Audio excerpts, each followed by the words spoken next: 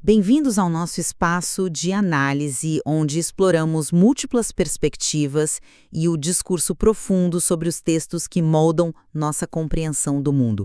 E, bom, hoje nós vamos enfrentar um dos maiores campos de batalha interpretativos do texto bíblico. Com certeza. Os famosos 144.000 citados no livro do Apocalipse.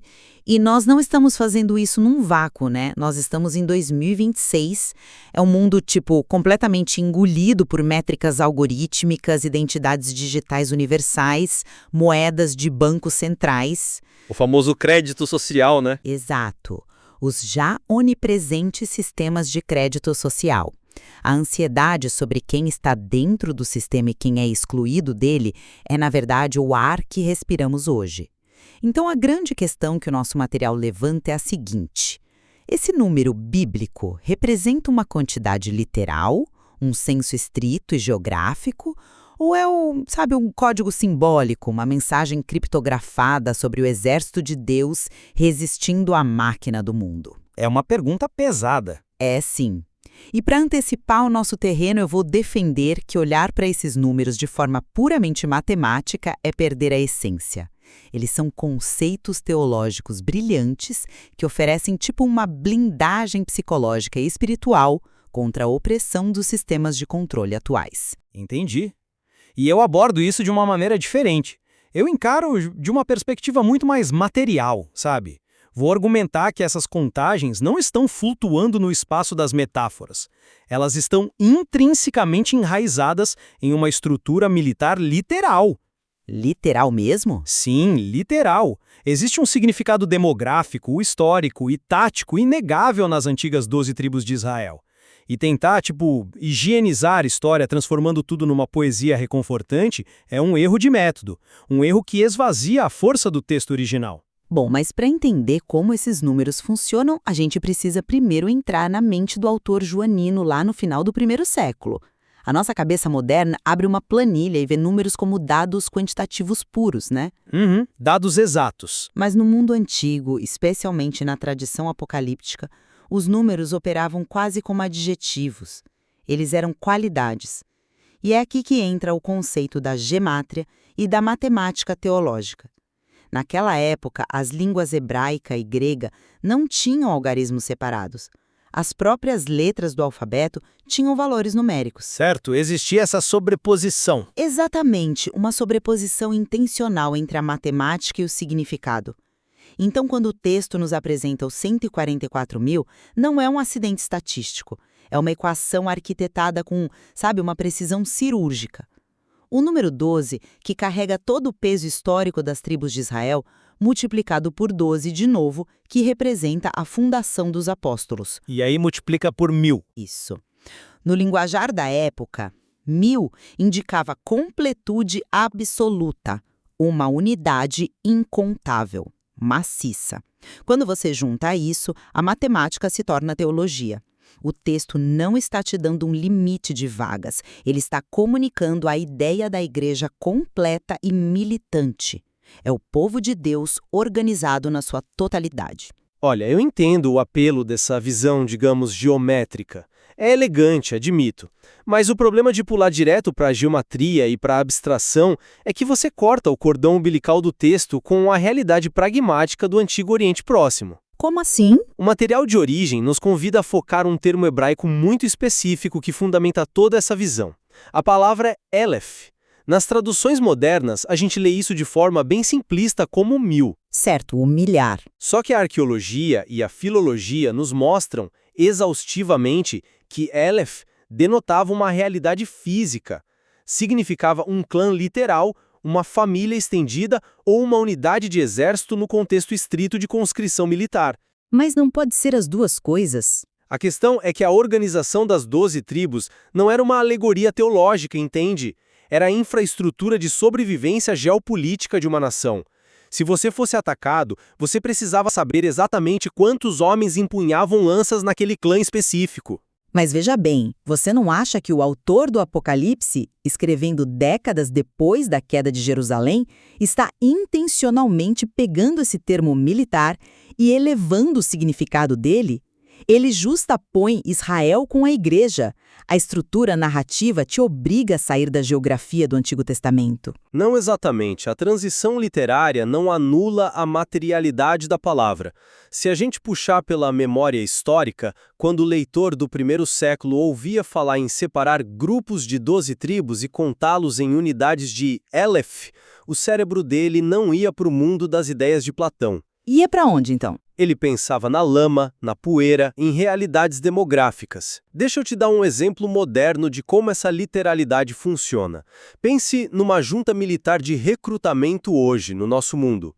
Se o governo emite uma ordem de conscrição e te chama para o fronte, eles não estão nem um pouco interessados na sua essência espiritual. Eles querem o seu corpo lá. Exato. Eles não querem saber se o seu nome representa uma completude corporativa. Eles querem um corpo biológico.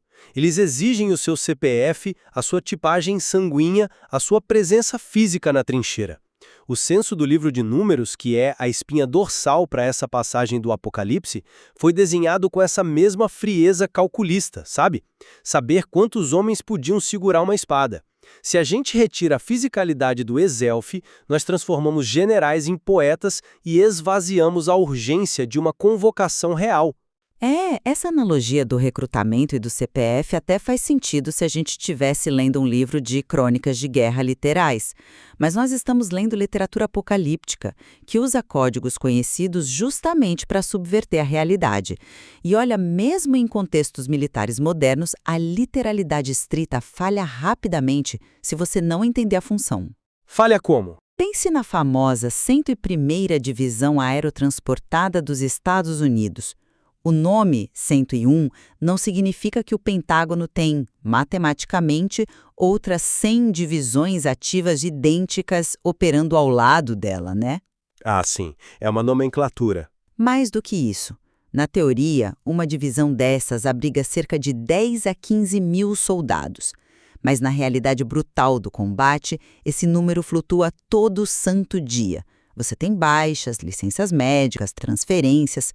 Pode ser que, numa terça-feira, eles tenham, 8.432 homens no campo. Uhum. Mas adivinha?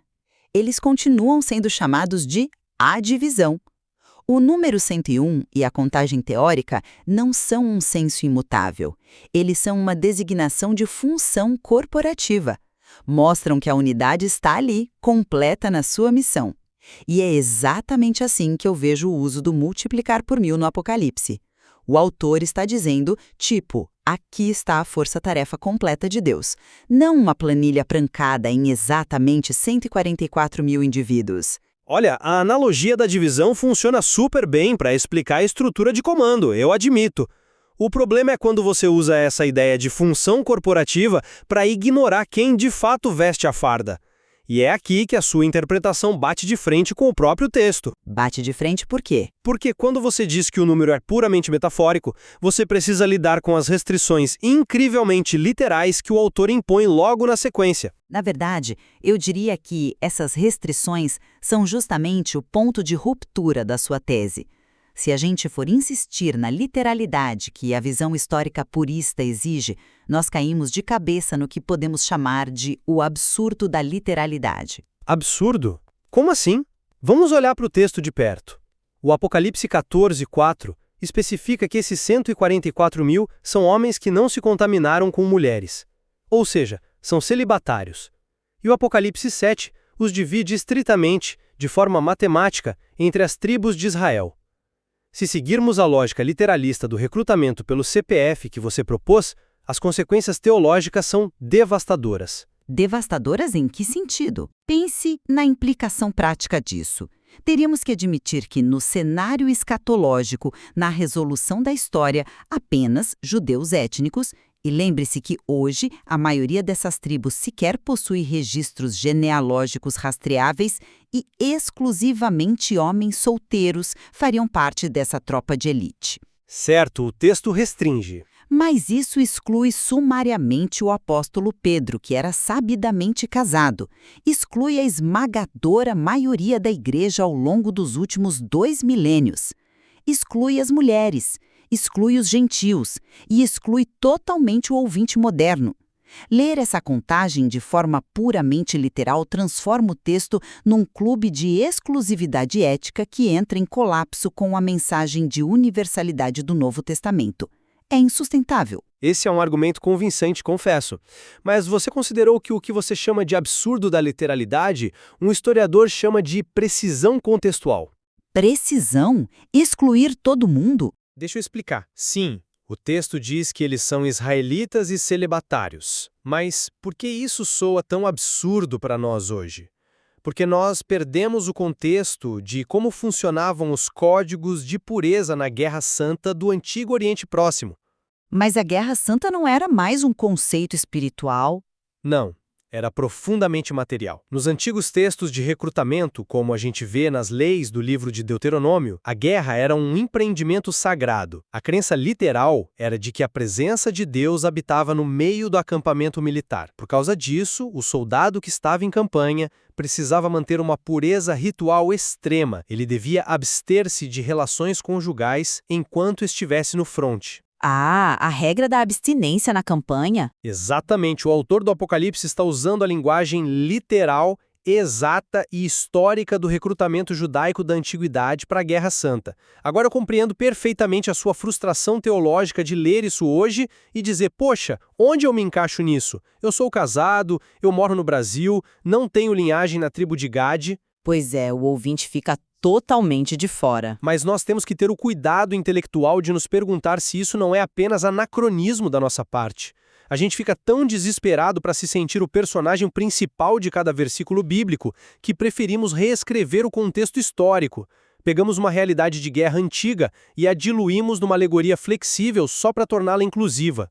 Honrar o texto exige encarar o caráter etnocêntrico de frente, sem forçar uma universalidade que o autor lá no primeiro século não pretendeu naqueles versos específicos.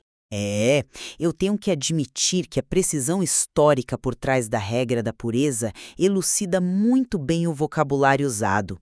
Mas me escuta, o problema dessa sua linha de raciocínio é que ela aprisiona o texto no passado. Aprisiona. Sim! Transforma o Apocalipse num fóssil de museu sobre táticas militares antigas e ignora completamente a intenção pastoral do autor. João estava escrevendo para igrejas literais na Ásia Menor, congregações lotadas de cristãos gentios, escravos, pessoas comuns tentando sobreviver ao Império Romano.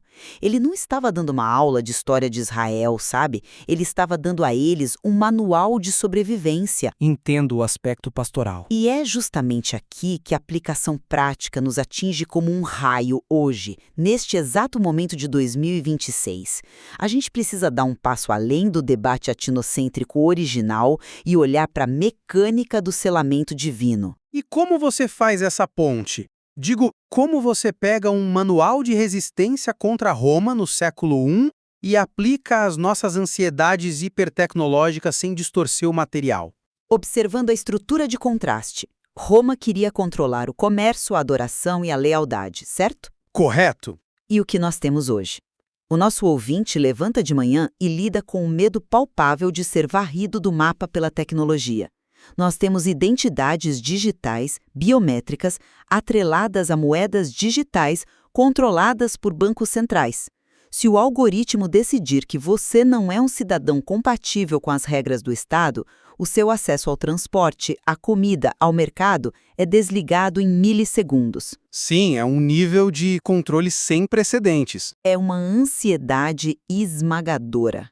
Essa infraestrutura governamental e algorítmica de controle total é exatamente o que a teologia chama de sistema da besta. E o pulo do gato é perceber que o sistema da besta é apenas uma cópia barata, uma falsificação sombria do sistema original de organização de Deus. A genialidade dos 144.000 é que eles recebem um selo. O material aponta para Efésios 1:13, onde os crentes são selados com o Espírito Santo da promessa. No mundo antigo, um selo representava propriedade autêntica e proteção. Sim, a esfrages grega marcava o que pertencia ao dono. Exatamente. E no Apocalipse, esse selamento ocorre antes que os flagelos do caos caiam sobre a terra. O texto diz que eles têm o nome do Pai na testa. O que isso significa na prática? Significa ter a mente de Cristo. Confere a você uma invulnerabilidade da alma. E aqui está como isso funciona hoje. A resposta para o Plânico de 2026 não é estocar comida num bunker no meio do mato e tentar fugir dos microchips. Isso não resolveria muito. Não mesmo. A resposta teológica é uma mudança brutal de locus de identidade. Quando você entende que o seu nome já foi contabilizado na matemática simbólica de Deus, o medo perde o poder. Se o algoritmo te excluir do sistema financeiro, ele não consegue te excluir da realidade final. Você foi selado. A sua sobrevivência ontológica está fora do alcance humano. O número interpretado simbolicamente age como uma armadura psicológica contra a paranoia. A sua aplicação pastoral é muito persuasiva e psicologicamente ela traz muito conforto, estou focado em admitir isso. Mas eu vou ter que puxar o freio de mão aqui, porque você acabou de dar um salto exegético gigantesco que me deixa bem preocupado. Que salto! O que você está fazendo é pegar toda essa complexa burocracia de Big Data e biometria de hoje e enfiá-la à força dentro da roupagem do Império Romano. Mas o cerne não é o mesmo? O controle opressivo do Estado? Superficialmente, talvez, mas a essência do alerta é radicalmente diferente. Quando você fala que as identidades digitais são a marca da besta contemporânea, você corre um perigo enorme. Você está pegando um texto que tratava de resistência à idolatria imperial e transformando numa teoria da conspiração tecnológica. Veja bem, no primeiro século, a marca estava conectada à participação nas guildas comerciais que exigiam sacrifícios literais aos deuses. O núcleo do problema era a adoração, não a infraestrutura do governo. Certo, mas o sistema atual também não exige um tipo de reverência às narrativas do Estado em troca de participação econômica? Pode exigir conformidade, sim, mas não devemos confundir conformidade social com o culto religioso romano. Ao rotularmos os algoritmos e os chips de identidade como mal supremo, nós desfocamos a verdadeira mensagem moral do texto. O alerta de João não era sobre ter medo de uma máquina te catalogar, era sobre a lealdade do coração. E qual é o perigo real aqui? É que o crente de 2026 começa a ficar obcecado com o chip no telefone dele, com privacidade de dados, achando que está travando uma guerra espiritual, enquanto continua sendo completamente consumista, egoísta e idólatra no seu coração. A gente troca o arrependimento moral por paranoia tecnológica, entende? A materialidade histórica do Elefim nos lembra que Deus lidava com cultos reais. Se espelharmos isso rápido demais nas nossas ansiedades de silício, usamos a Bíblia só como espelho dos nossos medos. Olha, o seu alerta sobre o perigo da paranoia tecnológica é brilhante. Eu concordo inteiramente que o coração humano é uma fábrica de ídolos, e focar no hardware pode nos cegar para a nossa corrupção interna. A idolatria é o verdadeiro inimigo.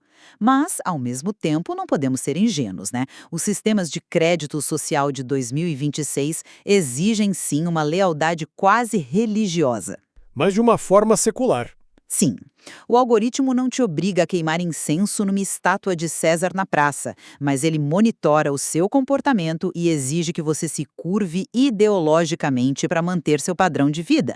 E é por isso que eu insisto que a teologia do selamento simbólico é a nossa maior arma. Ela não nos torna luditas com ódio de computador. Ela nos torna livres da necessidade paralisante de agradar ao sistema para sobreviver. Porque a nossa identidade já está gravada num sistema celestial impenetrável. É uma bela forma de ver as coisas. No entanto, se formos resumir o que trouxemos para a mesa hoje, o meu peso metodológico sempre vai pender para a história. Honrar o texto do Apocalipse exige disciplina, exige que reconheçamos as realidades pesadas do hebraico antigo, da organização militar e da materialidade brutal do mundo dos autores originais. Eu sempre vou alertar contra o perigo de transformar fatos históricos ásperos em alegorias moldáveis aos nossos temores do presente. Precisamos extrair a lição moral sobre lealdade, claro, mas apagar a história em nome da relevância espiritual é um preço muito alto a se pagar. E da minha parte, eu vejo que quando abraçamos a matemática de Deus através das lentes do simbolismo, tudo ganha uma cor mais viva. Nós paramos de ver um senso antiquado e incompreensível e passamos a ver o caráter protetor de Deus. Os 144.000 nos grita que Deus uniu o seu povo formando uma muralha. Num ano como o nosso, onde tudo tenta nos quantificar para ditar o nosso valor social, saber que você carrega o selo divino é a rebelião suprema. É a proteção definitiva. Sabe o que é engraçado? Eu acho que há uma ironia fascinante em que nós concordamos plenamente, apesar das nossas diferenças metodológicas. Os impérios humanos, seja um governador romano com seus pergaminhos, seja uma inteligência artificial processando terabytes de biometria, eles têm uma obsessão doentia por mapear lealdades e contar corpos. O controle sempre exige enumeração. Perfeitamente dito. A máquina humana precisa contar para controlar. A contagem de Deus, por outro lado, existe para garantir que nada se perca no caos. E essa é a beleza desse debate. Ele não pretende entregar uma resposta mastigada. Quer você seja um estudante acadêmico debruçado sobre léxicos gregos, quer seja um ouvinte tentando conciliar a sua fé matinal enquanto escaneia o seu ID digital na catraca do metrô, esse texto milenar convida você a cavar mais fundo. A história e a teologia estão aí para serem exploradas. E no fim das contas, a reflexão que deixamos para você não é sobre se o número é uma alegoria ou um senso de guerra, mas sim, quem é que detém o poder sobre o registro final da sua vida?